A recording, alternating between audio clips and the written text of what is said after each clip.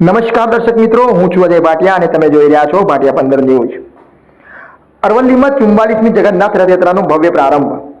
ચુસ્ત પોલીસ બંદોબસ્ત વચ્ચે ભક્તિમય માહોલ। અરવલ્લી જિલ્લાના મોડાસા શહેરમાં આજે 44મી ભગવાન જગન્નાથજીની રથયાત્રાનો ભવ્ય પ્રારંભ થયો।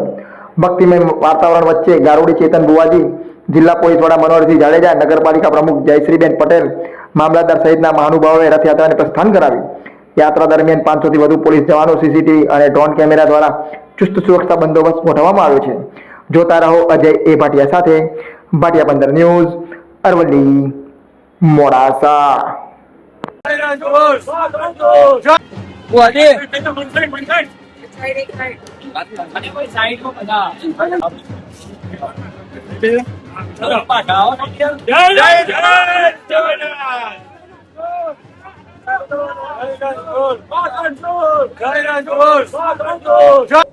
અત્યારે મોડાસા શહેરની રથયાત્રાનું પ્રસ્થાન હમણાં જ થયું છે।